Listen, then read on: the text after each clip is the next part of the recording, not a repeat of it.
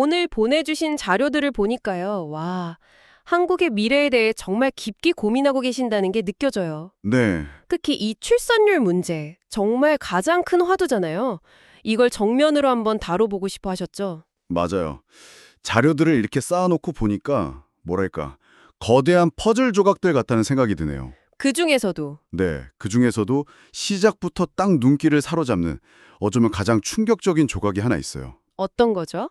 보내주신 한반도 미래인구 연구원 보고서인데요. 여기서 정말 좀 충격적인 예측을 내놨어요. 네, 현재 인구 감소 추세가 이대로 그냥 이어진다면 100년 뒤인 2125년에 한국 인구가 약 753만 명이 될 거라는 거예요. 잠깐만요.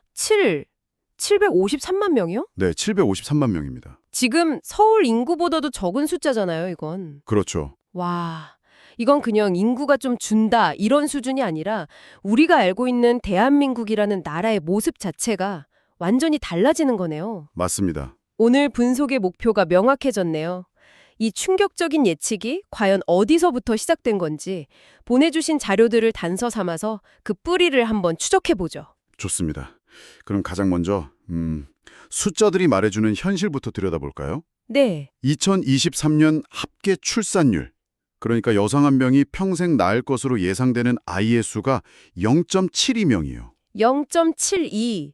와, 이게 얼마나 심각한 건지 좀 와닿게 설명하자면요. 현재 인구를 그대로 유지하려면 2.1명이 필요하거든요. 그렇죠. 인구 유지선이죠. 근데 그 유지선의 3분의 1 토막이 난 셈이네요. 정확합니다. 근데 이게 갑자기 이렇게 뚝 떨어진 건 아닐 거 아니에요, 데이터 속에서. 그 첫 번째 경고등은 언제 켜진 건가요? 첫 번째 경고등은 생각보다 훨씬 오래전에 켜졌어요. 아, 정말요? 무려 1983년입니다. 83년이요.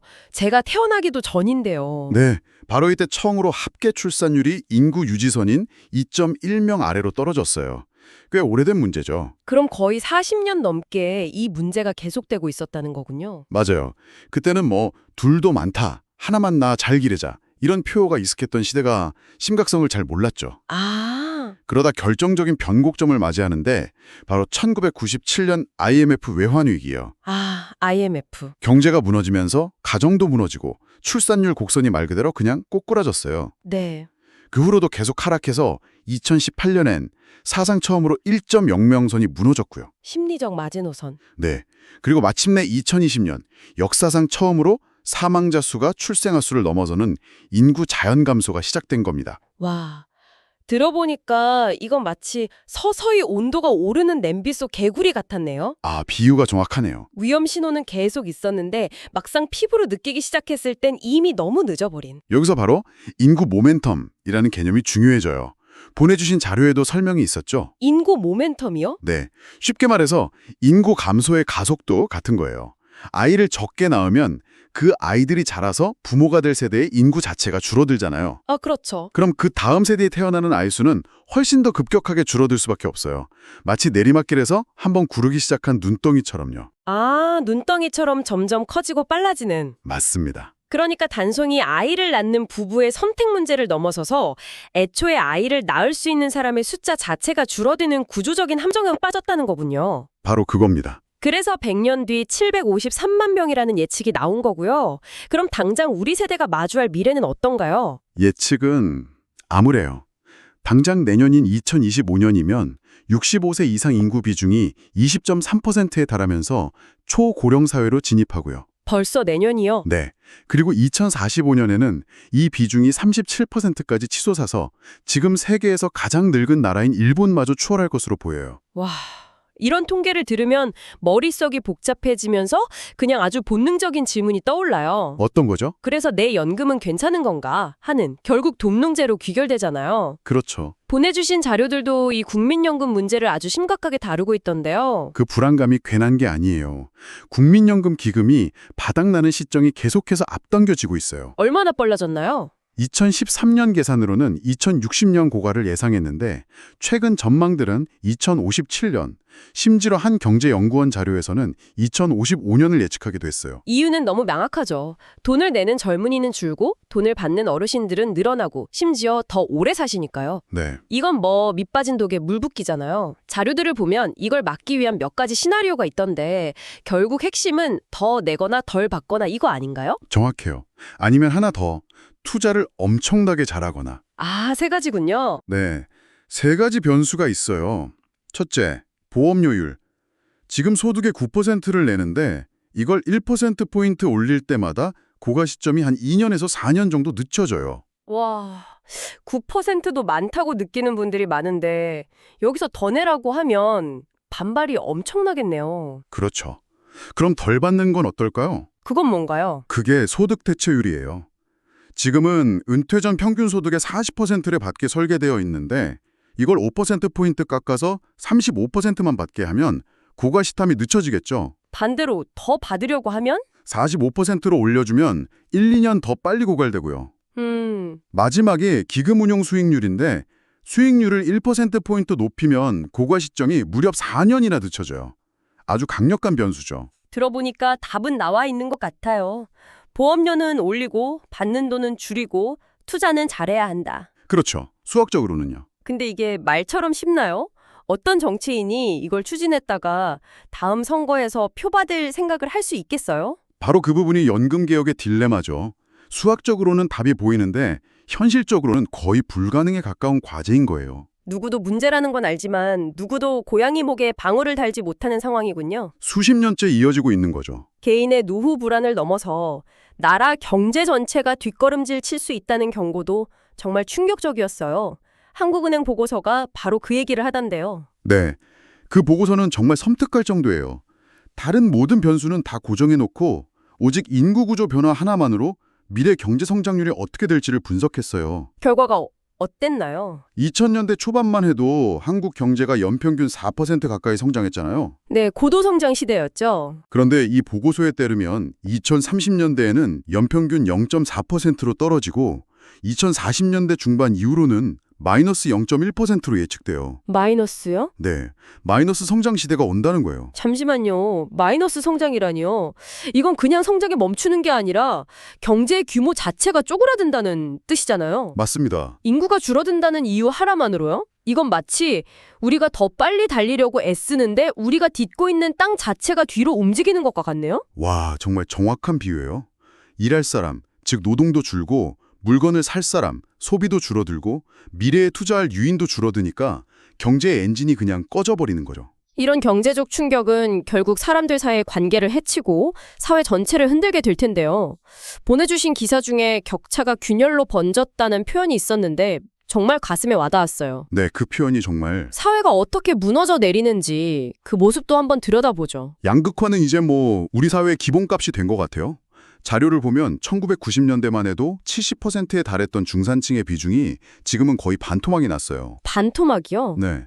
자산 불평등은 더 심각해서 상위 10%가 전체 자산의 거의 절반을 차지하는 동안 하위 50%는 다 합쳐도 10%가 채 안 돼요. 노동시장도 그렇죠. 정규직과 비정규직이라는 보이지 않는 벽이 있고 비정규직은 정규직 임금의 절반 정도밖에 못 받고요. 네. 이런 숫자들을 보면 아무리 노력해도 이 구조를 벗어날 수 없다는 체념이 왜 젊은 세대 사이에 퍼져 있는지 이해가 가요. 맞아요. 희망의 사다리가 끊어진 느낌인 거죠. 네. 그리고 그런 사회적 압박감과 고립감은 가장 비극적인 결과로 이어지기도 해요. 바로 자살 문제죠. 아시겠지만 한국은 OECD 국가 중에서 수년째 자살률 1위라는 참 부끄러운 기록을 가지고 있어요. 특히 제가 주목했던 데이터는 이거예요. 2024년 기준으로 10대부터 40대까지 그러니까 가장 활발하게 살아가야 할 나이대에 사망 원인 1위가 질병이나 사고가 아니라 자살이라는 점. 네, 그렇죠. 이건 사회가 병들었다는 가장 강력한 증거 아닐까요? 그 원인을 들여다보면 우리 사회의 민낯이 그대로 보여요.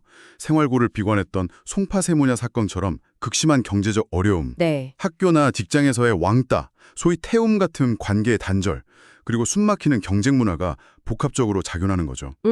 특히 노년층 자살률이 압도적으로 높은데 이건 대부분 빈곤 문제와 연결되어 있어요. 평생 일하고도 가난에서 벗어나지 못하는 노년의 섬, 우리 사회의 또 다른 비극인 거죠. 결국 경제적 불평등이 사람들을 사회적으로 고립시키고 그 고립감이 개인을 벼랑 끝으로 내모는 악순환의 구조네요. 네, 맞습니다. 자, 그럼 이런 현실 속에서 살아가는 젊은 세대는 결혼과 출산을 과연 어떻게 생각하고 있을까요? 보내주신 자료 중에 직장인 커뮤니티 블라인드 게시글 6만 건을 분석한 자료가 있었는데 이게 그들의 속마음을 가장 날 것 그대로 보여주는 것 같았어요. 아, 그 자료 어떤 결과가 나왔나요? 정말 흥미로워요. 결혼에 대한 글에서 사람들이 가장 많이 언급한 단어를 분석해보니까 사랑이나 행복 같은 단어보다 돈과 집이 압도적으로 많았어요. 역시 돈과 집이군요. 네, 출산 관련 글에서도 아이를 키우는 기쁨보다는 경제적 부담에 대한 이야기가 대부분이었고요. 감정 분석은 더 직접적이죠. 맞아요. 그게 더 충격이었어요. 결혼과 출산이라는 단어와 함께 나타난 감정들을 분석해보니 기대나 설렘 같은 긍정적인 감정보다 슬픔, 불안, 심지어 공포라는 부정적인 감정이 훨씬 지배적으로 나타났어요. 공포라니요. 결혼과 출산이 누군가에겐 공포의 대상이 되었다는 거잖아요. 네, 이건 정말 많은 걸 생각하게 하는 단어예요. 이건 더 이상 개인의 선택이나 가치관의 문제가 아닌 것 같은데요. 바로 그 지점이에요. 이건 젊은 세대가 이기적이거나 책임감이 없어서가 아니에요. 네. 우리가 지금까지 살펴본 모든 문제들, 즉 연금 고갈에 대한 불안, 자산 양극화, 마이너스 성장 시대의 공포, 이 모든 것을 온몸으로 겪고 있는 세대가 내놓은 지극히 합리적인 반응이라고 봐야 해요. 합리적인 반응이요. 네. 미래에 대한 확신이 없는데 어떻게 한 생명을 책임지겠다는 결심을 쉽게 할 수 있겠어요. 그 합리적 반응을 보여주는 또 다른 데이터가 있더라고요. 상식적으로 생각하면 국민연금이 불안정해지고 미래에 받을 돈이 줄어들 거라고 하면 개인연금 같은 사적 저축을 더 늘려야 하잖아요. 그렇죠. 공적인 안전망이 부실해지니까 각자 도생해야 한다는 생각에 사적으로라도 대비를 더 해야 정상이겠죠. 그런데 연구 결과는 정반대였어요. 아, 그랬나요? 네, 공적연금의 미래가 어둡다는 뉴스가 나와도 사람들의 개인연금 저축액은 거의 늘지 않았어요. 오히려 신규 가입 건수는 매년 줄고 있고요. 이게 뭘 의미할까요? 그게 바로 현실의 벽을 보여주는 거예요. 미래가 불안하다는 걸 몰라서 대비를 안 하는 게 아닙니다. 그럼 당장 먹고 살기 팍팍해서 소득이 늘거나 지출이 줄지 않는 한 미래를 위해 저축할 여력 자체가 없다는 뜻이죠. 여력이 없다. 네, 결국 공적 연금의 불안이 사적 대비로 이어지지 못하고 그냥 미래에 대한 불안감만 계속 키우는 최악의 상황으로 가고 있는 겁니다. 오늘 정말 깊이 파고들었네요.